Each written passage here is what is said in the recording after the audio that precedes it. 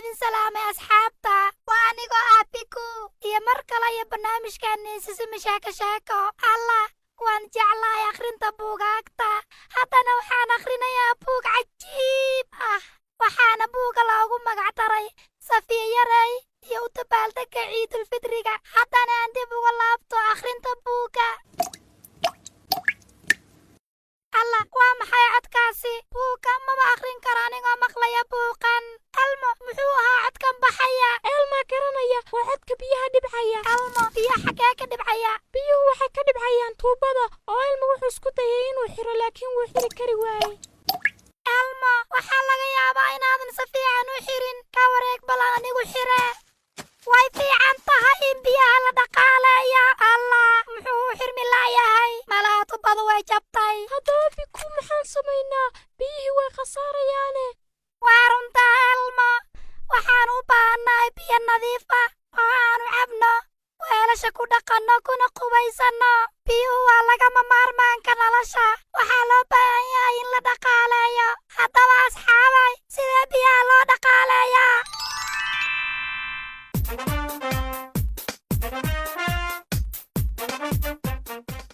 waan weydiistaa haddana waan xidhaa. waxaan rabaan ka isticmaalan waan xidhaa.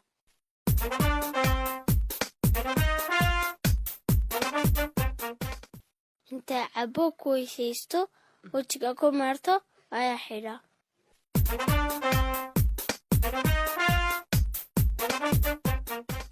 aniga biyaha si caadiyan u isticmaalayo. inaan biyaha daadaadiyana ma jecel. inaan ku weysaysto yaro xidho daqiiqad walba ayaana iga daadinba ka dhiga.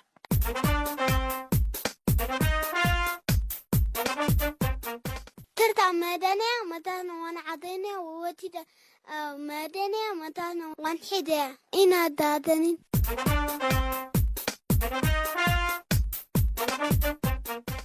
haddaba aynu u dhigno weel biyaha si aynu u khasaarin. waa fikrad fiican. biyaha Selma iyo Biku waxay u isticmaalayaan wax walba. waa fikrad fiican Elmo. biyahaasna waxaan ku waraabin karnaa ubaxa. haddaan doonno xitaa waanu ku qubaysan karnaa. alla markaan akhrinta buugga dhammeeyo baanbu ku soo mayranayaa. Elmo wuxuu rabaa boombilihiisa awrka inuu dhaqdo. haddaba weel nuucee ayaan isticmaalnaa? ka waran koobkan. laakiin wuu yaryahay Elmo. biyo badan ma qaadi karo. Elmo wuxuu raadinayaa weel biyo badan qaadi kara. ka waran baaldigan. koobkii aad buu uga wen yahay soo maaha. waa fikrad fiican Elmo. Elmo baaldiga wuxuu hoos dhigayaa tuubada si biyaha dhibcayo dhan ugu dhacaan. maadaama aynu helnay xalkii, haddaba buuggaygaan akhrisanayaa. hadhowtina waan mayranayaa.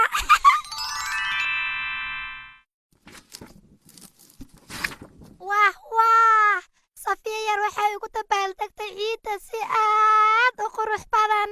waxayna waqti fiican la soo qaadatay eedooyinkeed Amaal iyo Ikraan. ugu dambayntiina waxay guriga ku soo laabatay fiidkii. alla buuggani waaba cajiib. haddana waa xilligan mayran lahaa. biyana waan keedsanay. Elmo wuxuu mayrayaa boombilihiisa geela.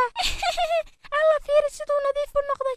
Elmo weligiis ma arag geel sidaan oo dhan u qurux badan oo nadiif ah. Elmo maxaad samaynaysaa? Elmo wuxuu soo qubeeyey boombilihiisii awrka ahaa. hadda waa nadiif aadna wuu u qurux badan yahay. Elmo wuxuu isticmaalay in yar oo biyo ah.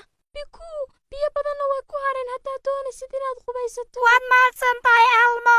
biyaanu shaax ku karsannana waa inoo soo reebayaa. shaah waan ka helay runtii. saaxiibada in shaax lala cabo wax ka fiicanba maba jiraan. laakiin Elmo wuxuu rabaa inuu marka hore Erni su'aal weydiiyo. Erni haya mudane Elmo, waa kan Erni. Elmo wuxuu rabaa inuu ogaado sida biyaha loo isticmaalo iyo waxa loo isticmaalo. taasi waa su'aal aad u muhiima. haddaba waan tegayaa Elmo si aan u raadiyo jawaabta su'aashaada. waa idin salaamay saaxiibayaal. waa mar kale anigoo ah Erni iyo barnaamijkii Sisimi Sheeko. waxaan u jeedaa gabdho iyo wiilal wada ciyaaraya. waxaana weydiinayaa su'aashaydii. waan kaa qaaday Erni. magacaygu waa Sadiiq. anigana magacaygu waa Shukri. ani magacaygu waa Cali Erniyo. waan ku faraxsanahay la kulankiina. haddaba su'aashaydu waxa weeye biyaha maxaad u adeegsataan? Erni biyaha waxaan u isticmaalnaa inaan qamcaha iyo wejigaba ku dhaqanno sidoo kale markaan cadayanana waan ku luqluqanaa hagaag waxaasoo dhan waan sameeyaa aniguba haya adiguna shukri erni aabbahay baa wuxuu ii keenay ubax subax walbana waan waraabiyaa si uusan iiga qalalin waa si wanaagsan xayawaanka iyo bini'aadinkuba waxay u baahan yihiin biyo si ay u noolaadaan haya adiguna cali biyaha maxaan u isticmaalnaa inaan shaaha iyo cuntada ku karsano sidoo kale maxaan ku dhaqanaa weelka allah shaah baad ka dhawaajisay anigana waxay haya xaraaradda shaaxi goon jabiye hagaag hadda waxaan isku qabsanayaa indhaha oo waxaan cabbayaa galaas biyo ah waxaana niyaysanayaa inaan cabbayo koob shaaha saaxiibayaal aad ayaad u mahadsantiin maadaama ay iga jawaabteen su'aashaydii haddana waa xilligii xarafka maanta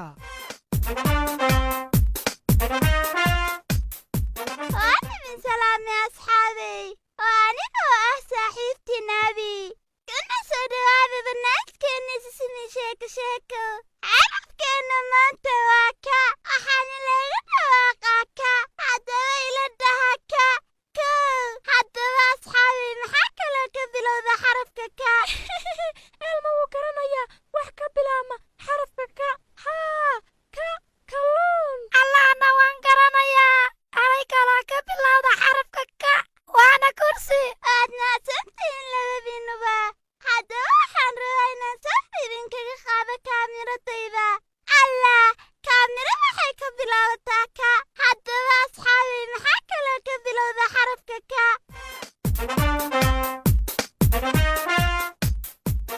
waan idin salaamay carruurey waa mar kale iyo ilmo hooyadiis maantana waxaan idiin hayaa hees aad u macaan oo ka hadlaysa nadaafadda nadaafaddu waa qurux iyo wanaag jirkeenna iyo meeshaan fadhiisanno cunnada iyo dharkeenna waan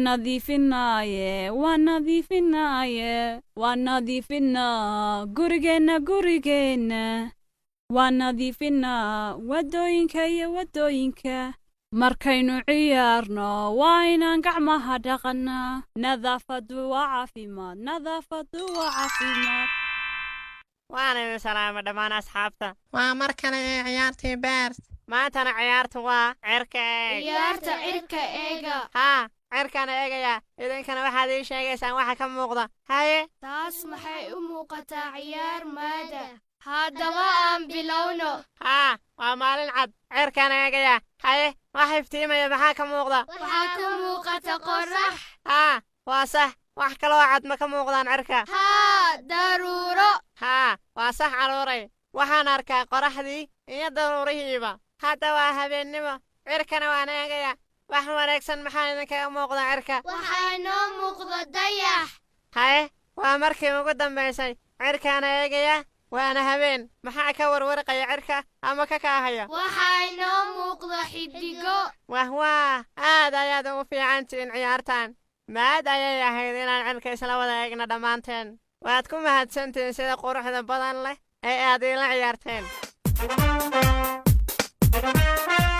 waan idin salaami saaxiibayaal waxaana la soo gaaray xilligii tirada maanta tiradeenna maantana waa 9 haddaba aynu tirinna jabaqda saacadda hay aan bilowno 1 2 3 4 5 6 7 8 9 hay 9 karay sharqantay saacadda tiradeenna maantana waa 9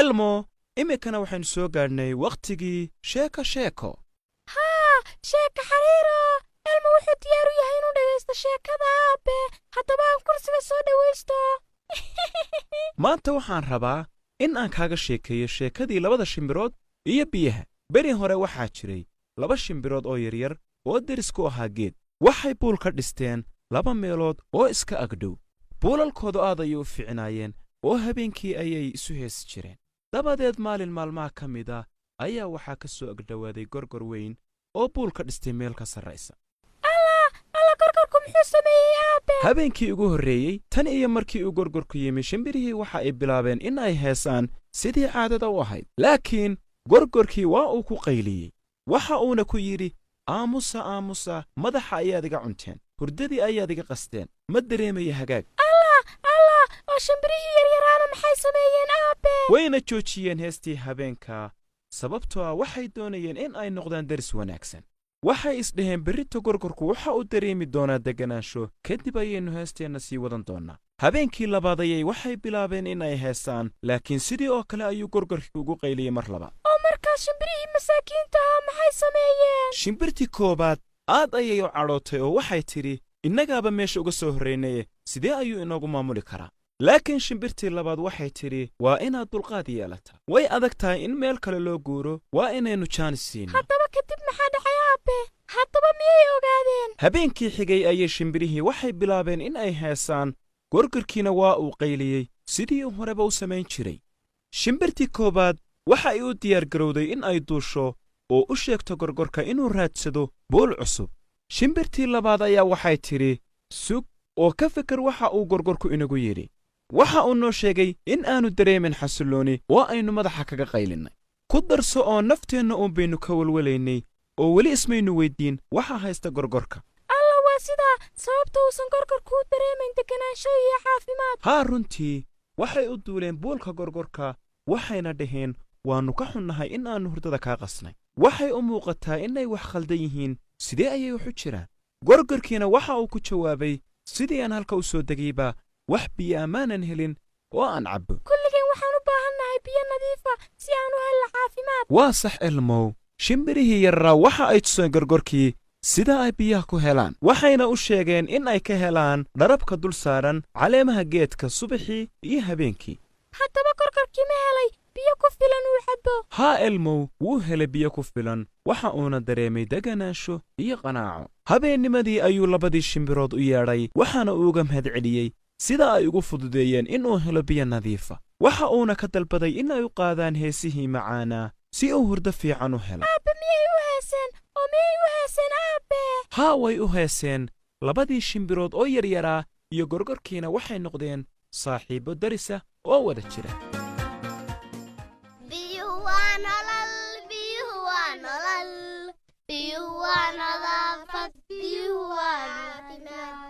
aradkay biyaan oo doog bay soo saaraan shimbiraha iyo dadka iyo geeduhuba biyo nadiifay u baahan yihiin biyo nadiifay u baahan yihiin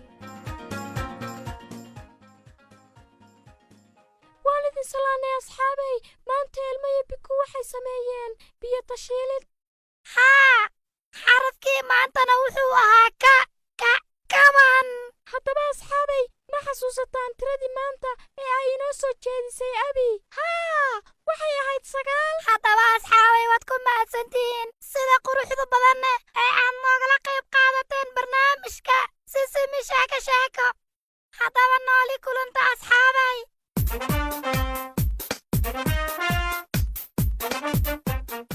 nasiixada maanta waalidiinta qaaliga ah biyuhu waa shay dhif ah nolosheennuna waxa ay ku tiirsan tahay biyaha waa inayn u sheegnaa carruurteenna in ay kaalintooda ka qaataan kaydinta biyaha iyaga oo xidhaya tuumbooyinka kadib marka ay isticmaalaan marka ay cadaysanayaan ilkaha oo ay dhaqanayaan gacmahooda iyo wejigooda